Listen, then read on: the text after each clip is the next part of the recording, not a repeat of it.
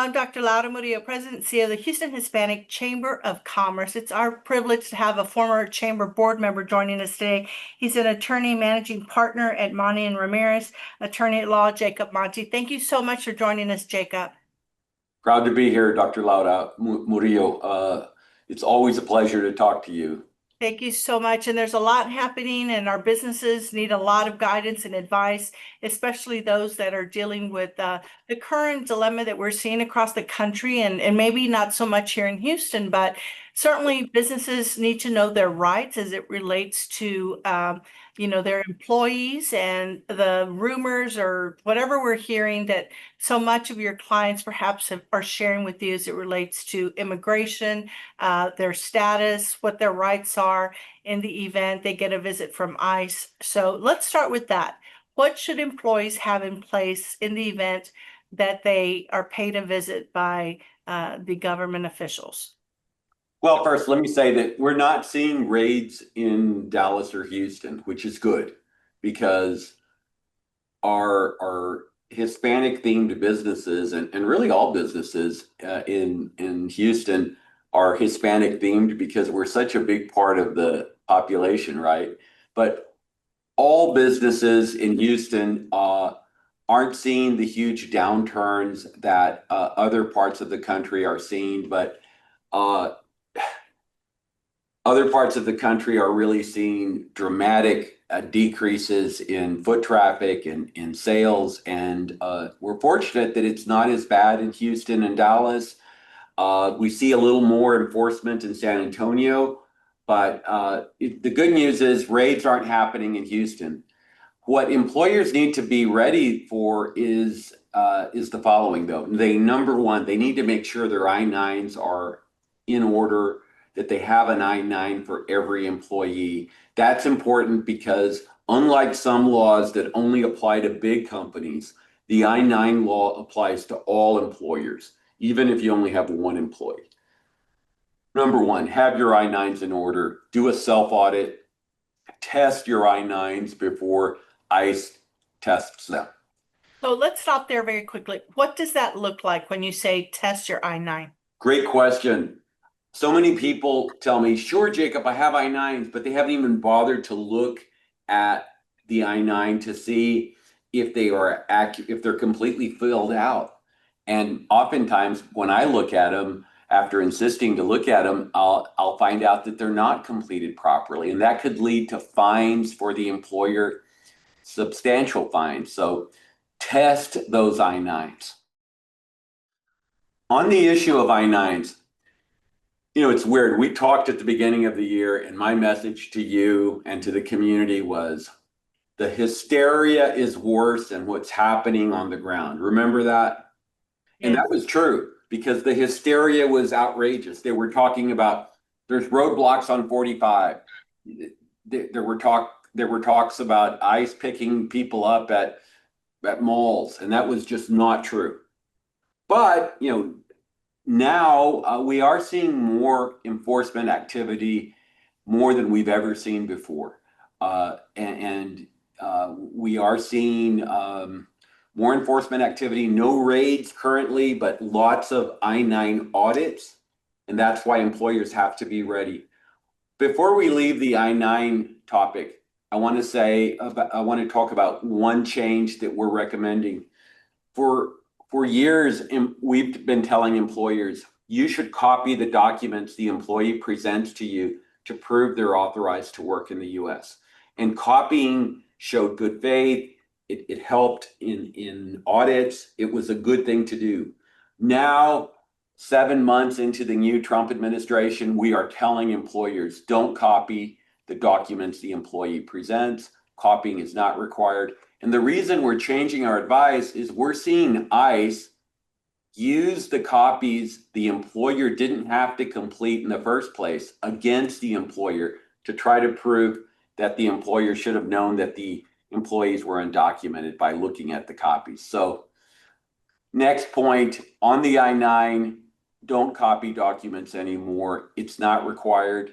You shouldn't throw away the documents that you've already copied if you were copying, but don't make them anymore. Copying can lead to problems for employers. And especially since copying is not required, we're telling employers don't copy documents because those copies can be used against you. The next thing, the third point I would tell employers is this. It's very difficult to be not accommodating to ICE or to any government official, right? I mean, it's our nature. Someone comes in, they're with the federal government, you want to help them, you want to be accommodating.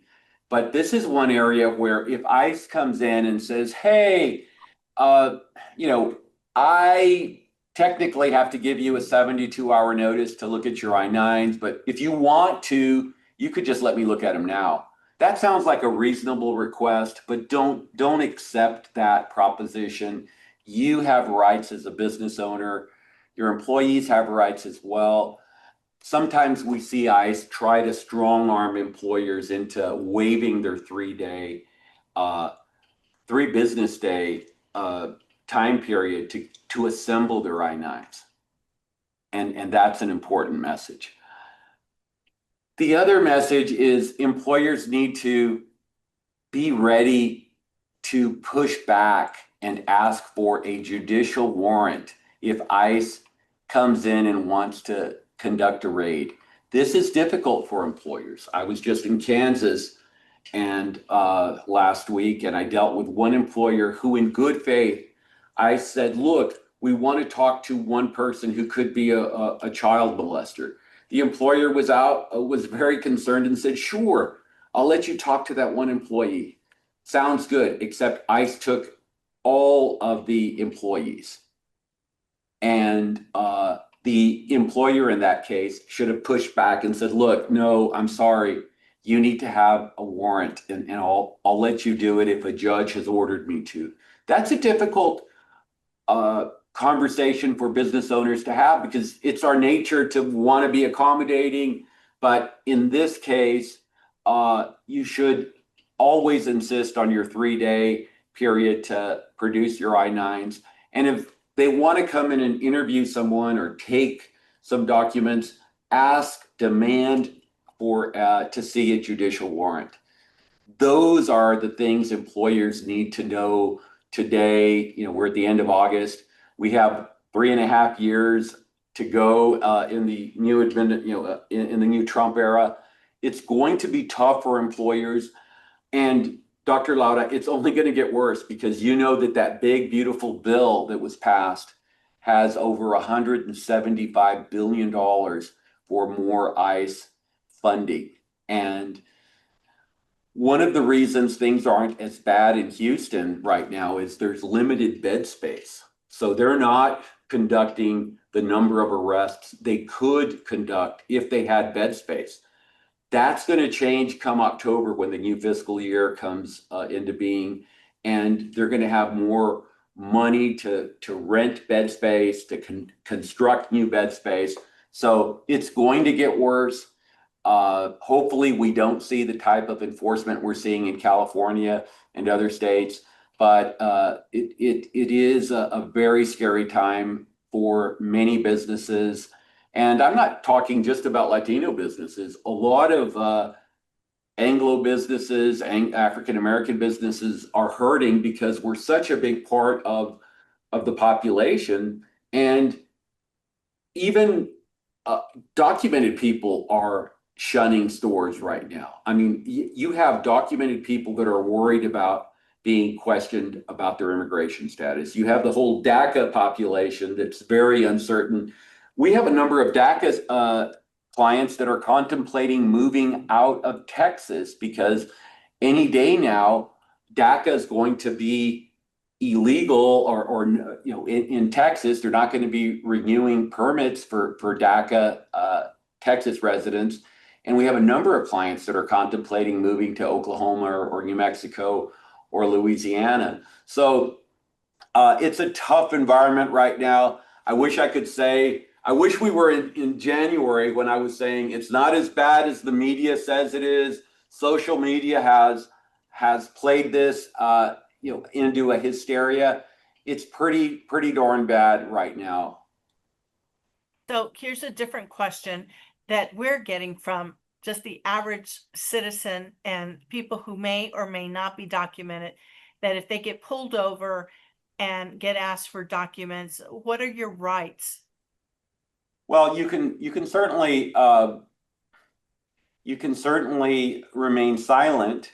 In Texas, though, you do have to identify yourself, and there's some interplay. You could get arrested if you don't identify yourself, but failure to provide your citizenship status is something you could insist on not doing, and if you're undocumented, that might be a good strategy. It depends, Dr. Lauda. I've seen many, especially the law enforcement in Houston and the Houston area, is generally good. They're not preying on undocumented workers, on undocumented drivers. So if you choose to just stay silent, you could end up getting arrested.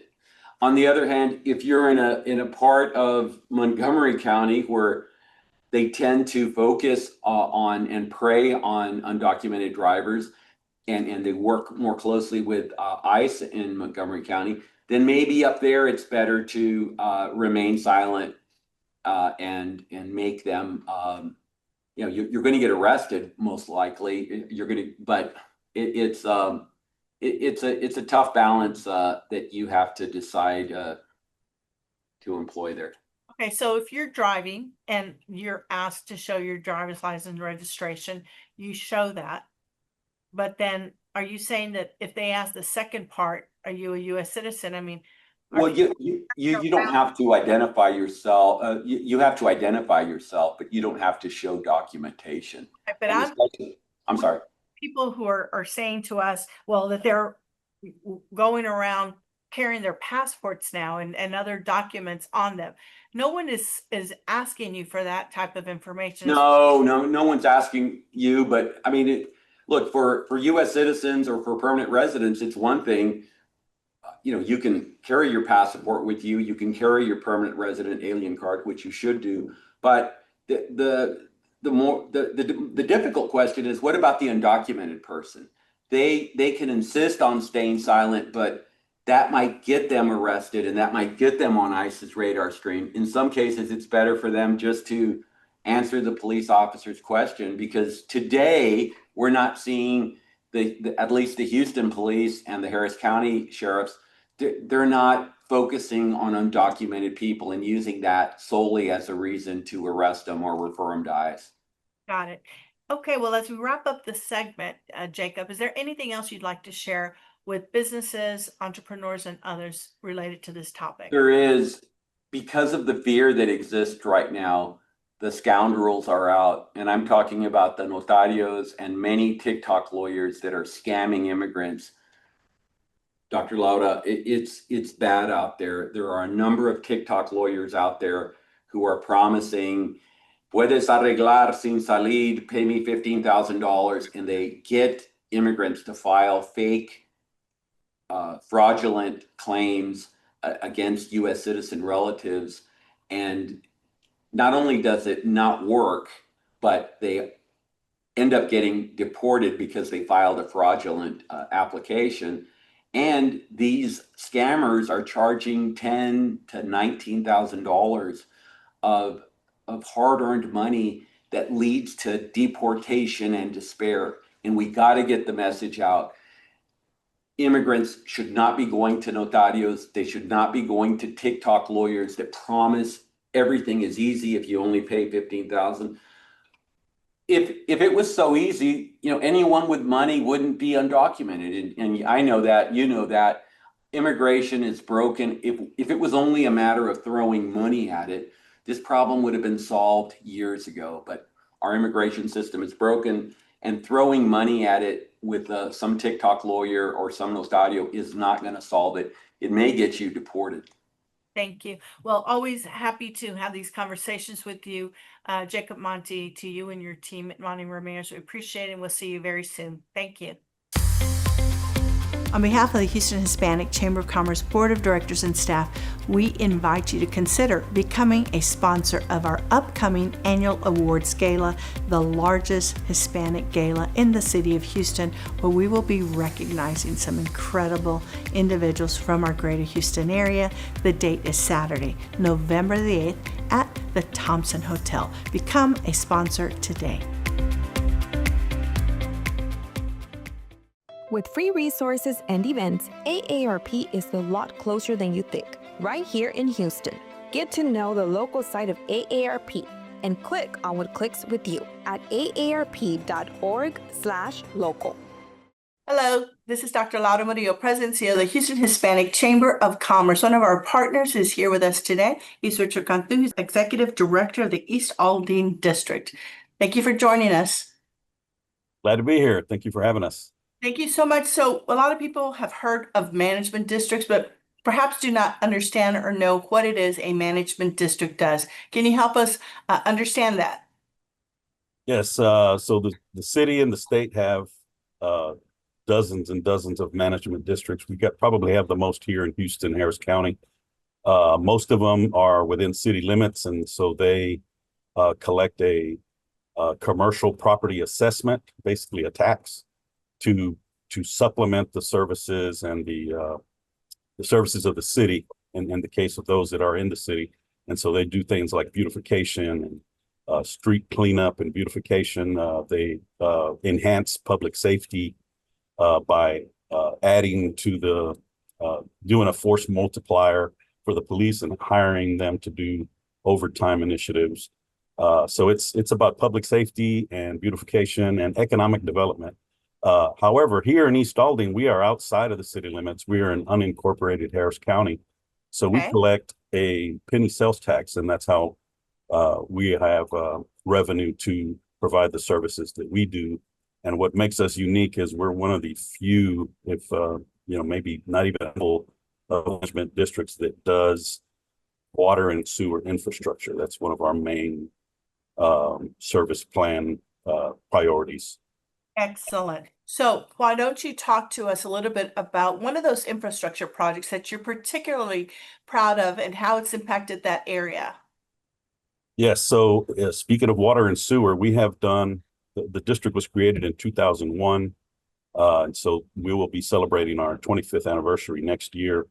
And within those 24 years, we have accomplished over $50 million of water and sewer projects here in East Aldine. So just to paint a picture for you, before the district was created, most of the residential community out here was on septic tanks for their sewer service and on water wells for their drinkable water and usable water. And so many of those wells and septic tanks were failing because they were old and shallow. And so we came in and did a water and sewer study and realized that was one of the main priorities we needed to tackle. We have brought about 2,500 connections to residents here in East Aldine over those years, connecting them to clean, drinkable water. In some cases, we connect to the city of Houston water system. In other cases, we connect to public utility districts. And then the same thing with the sewer. We have made, maybe close to 2,000 sewer connections as well, bringing people into the 21st century for their utility services. What other initiatives are in place to attract business to the East Aldine area? Our second biggest priority is public safety. I'm proud to say we have a great working relationship with the Harris County Sheriff's Office. As a matter of fact, we are the largest contract with the Sheriff's Office in Harris County. The district invests about $2 million a year in that contract. We have basically a small police force of our own out here, 23 sheriff deputies, including 4 sergeants and 1 lieutenant. And so they help cover the 20 square mile East Aldine district and providing extra patrols, doing extra public safety initiatives. We also spend another $300,000 a year on using those same deputies, paying them as an extra job to patrol the parks, the neighborhood parks and some of the commercial corridors. And so that making the area safe attracts more business. It makes the businesses feel comfortable to expand. And so, and then of course, we keep our district clean. We've got a huge right-of-way maintenance program where we're always, sweeping our sidewalks and cutting the grass, edging, and picking up any trash and dump sites as fast as we can. Well, Richard, for that and so much more, we want to thank you and the entire team for all that you're doing and the partnership with the Houston Hispanic Chamber of Commerce. We're so proud of you and the team and you, and most especially for your continued leadership in our region in so many different capacities. You've just been an icon in that area, and we wish you continued success. Thanks so much. Thank you. We'll see you soon.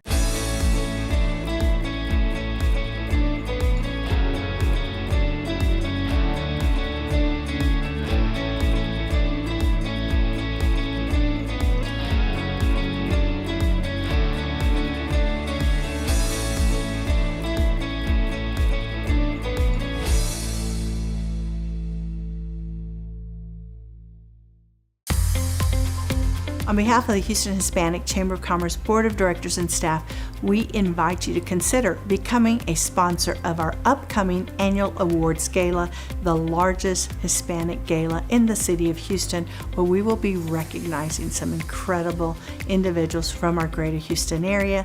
The date is Saturday, November the 8th at the Thompson Hotel. Become a sponsor today.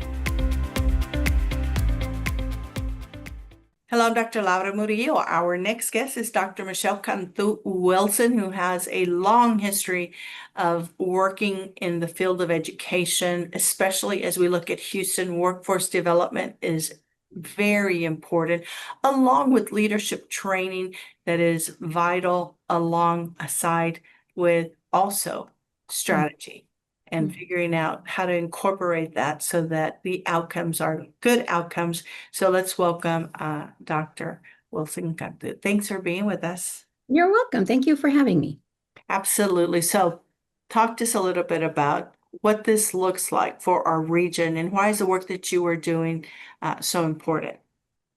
Well, Houston is a vibrant place, and in Texas, there's nothing that we can't figure out when it comes to workforce and education. So when I think about, as a trustee at San Jacinto College, the future of workforce, I just want to remind everybody that the future of workforce requires experience and opportunity today. Our students right now, they consume massive amounts of information. They are ready for the jobs of tomorrow, right? They're not the kids of yesterday who were, locked away from information. They have access to everything at their fingertips. And so what I get excited about is when I see industry partnering directly with education institutions, and I see opportunity unlocking through apprenticeships and internships. And so many of our Houston partners do that really well. So I think we lead the nation when it comes to opportunity and on-ramps to employment, on-ramps to economic mobility. And I would like to see more of that. So with your experience at a community college, do you find that given the new world that we're living in, as you mentioned, where we have access to so much on our phones, and the younger generation is certainly very tied into technology, those 2-year degrees, vocational training, 4-year training, we still need a mixture of all of it? Or what are you seeing in terms of a trend, if any, as it relates to workforce development? So what I see is kind of what I mentioned before, the on-ramp idea. So Jobs for the Future really captures this beautifully in their work, where they just talk about, for every generation, and we have the most diverse generational workplace than ever before. 5 generations in the workplace right now, from the greatest generation all the way to Gen Z. And so what that means is a lot of agility when it comes to technological access, credential access. And so that means exactly as you said, it means those certificates, it means those stackable credentials, 15 hours, 30 hours, associate degrees, transfer and articulation agreements to universities. And it means that, honestly, truly, for all 5 generations. So Yeah. that's the exciting part, is we have a big opportunity. Yes, and you mentioned it. Some of these training programs might be 6 months, 1 year, and there are a lot of people who are exiting careers that want to do something new and different, especially going back to technology, AI, all of these changes that are absolutely already here and will continue. And so sometimes when we talk about workforce training and especially community colleges and whatnot, we think of people who've just graduated from high school. That's not the case. We're seeing more and more people, especially with the opportunity to go online or some hybrid situation. So talk to us about what the makeup of these students look like today. I mean, you know it better than anyone else. In your role with the Hispanic Chamber of Commerce and what you've created, you've seen what the workforce truly is. And it is what it is for us at San Jacinto College, with our youngest graduates being 16 and our oldest graduate at this last ceremony being 70. I mean, what does that tell you about the power of community colleges and the willingness of our employers to say, we're going to take them all? I think I heard it said best by a really outstanding leader in Houston who said, sometimes it requires not retirement, but rewirement. Right? Yes. And so maybe I'm not ready to get out of the workplace. Maybe I just need to find my next opportunity. And so we're going to rewire those skills through work-based learning and get back into the workplace in new and exciting ways. And also, one of the trends, or maybe it's not even a trend anymore, I have seen much more collaboration between the community college, the 4-year colleges with corporate America. Oh, The gosh. alignment of these curriculums so that when students graduate, they can actually enter a career and know the percentage or likelihood of finding a job in that area, and also how much they're going to get paid. So there's a lot more due diligence, and I think it's about time, and it is important. And from a strategy standpoint, which is one of your expertise, it allows that individual to understand that the likelihood of obtaining a career. It's all over and done. Yeah, absolutely. It makes me think about dual credit, right? We've talked about dual credit for a long, long time, and it's like a one-way direct flight to employment, right? But sometimes if employers are not ready, then they're going to be the people in the airport that cause the delay and make everybody mad, right? So I met the president of Amagi Bank not too long ago at an event through ALF, and he said that he has a program, it's an internship where they have their own mini university. That's the kind of thing that employers should be doing, is borrowing from what universities and community colleges and workforce boards are doing and saying, we're going to model the same way with student learning outcomes and KPIs and strategic visioning. And it's all possible. We are in Houston. We can do anything. Yes. And we have a plethora of resources to take advantage of. And for those folks who are watching or listening, find out if your corporation, your organization offers any type of continuing education. Keep learning and always be ready, stay ready, as I like to say. Times are hard. We've got a lot of people who are retiring, a lot of people who are accepting severance packages, and it's tough out there, especially with AI technology and all of these new things. And so it's never too late. And it's never too early to keep sharpening those skills. So before we close out, Doctor, anything else you'd like to share? I would just like to thank you for being an example of ingenuity and innovation and pushing through. You're right that there is a lot that, could get us down if we let it. But we have to be the generation that pushes onward and is an example to those younger generations about what it looks like to achieve your dreams. And that it can be done. And with the help of outreach strategists and the leadership of Mustafa Tamiz, we thank you and the whole team for everything that you all are touching in Houston and beyond. It is important and relevant work, and he's got a great team of experts. So thank you, Doctor, and we'll see you real soon. Goodbye. Thank you so much.